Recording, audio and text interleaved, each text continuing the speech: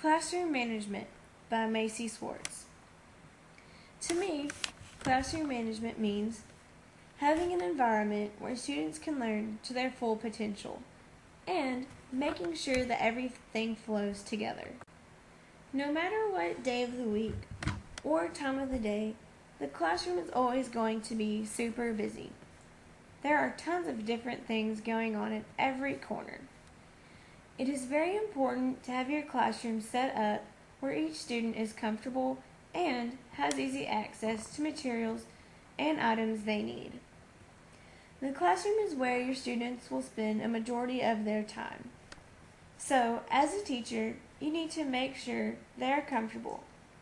I plan to have warm and inviting colors all over my classroom, and having everything organized where there is no clutter creates many problems. Students are unable to find anything, and you will realize you spend all of your time trying to locate many different things. Clutter also creates a problem with focus, especially if you have students with attention deficit disorder.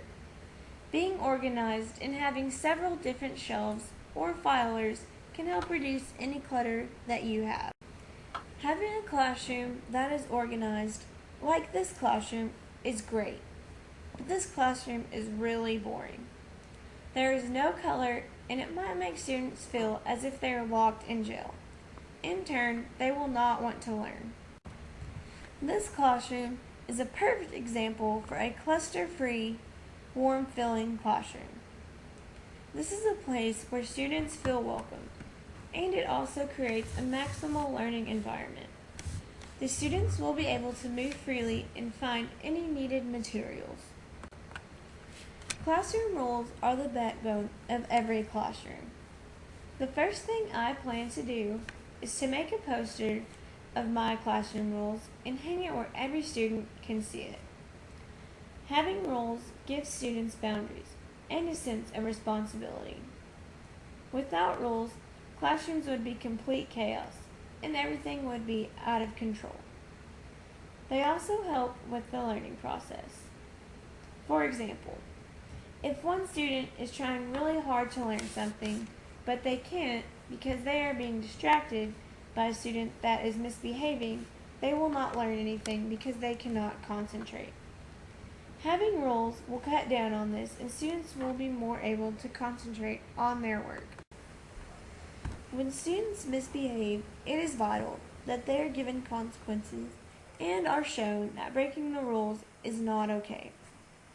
By doing this, you will force them to follow the rules and learn how to behave correctly. One important factor is that you treat every student fairly. Do not give one student less punishment than another because they do not misbehave as much as the other student. Consequences for bad behavior could be writing sentences on the board or time out from recess. You can also reward students for good behavior. Giving candy, free time, or toys is a great way to do this. Showing students that you appreciate them doing what you like or what you want them to do creates a trust and good relationship between the teacher and the student. Also, this shows those students who misbehave badly all the time that this type of good behavior is very important. They will then try to behave better because they want the free time or candy. As a result, these misbehaved children will begin to follow the rules more, and you will find that you have to hand out less and less punishment. Teacher feedback is also very important in classroom management. I think this really helps the flow of things. For example, if the teacher is walking around helping students and answering any questions they have, students will be more apt to ask questions, as opposed to if the teacher was sitting at her desk all day. Being in the classroom is learning time, and students need feedback to learn. Positive and negative feedback are the two types of feedback. Positive is what most of us see in the classroom. Great work, good job, or way to go are commonly used positive feedback phrases. Stickers and smiley faces are also pretty common.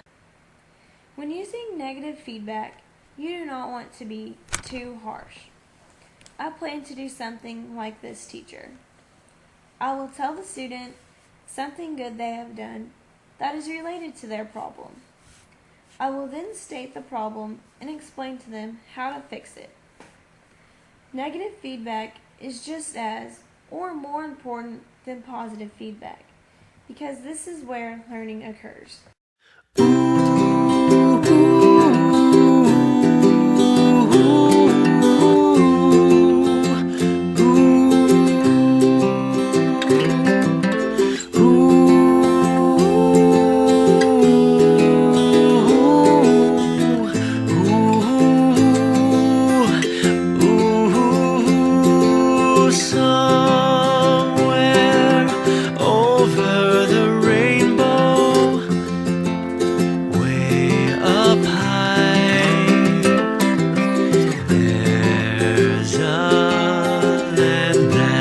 Dreamed of once in a lullaby.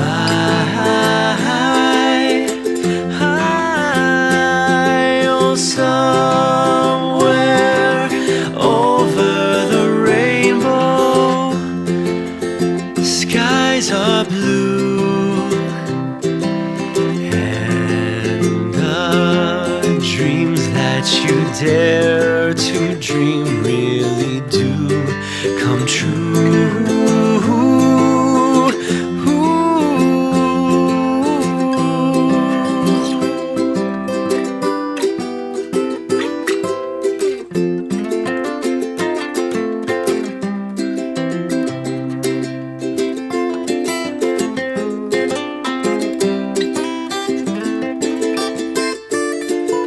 Oh, someday I'll wish upon a star and wake up where the clouds are far behind me, where troubles melt like lemon drops high above the chimney tops. That's where you'll find me. Oh, somewhere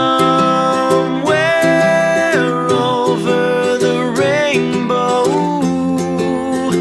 bluebirds fly. Birds fly over the rainbow. Why then, oh why can't I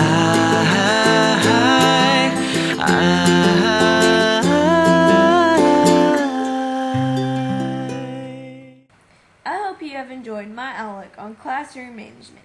Thank you, and have a great day.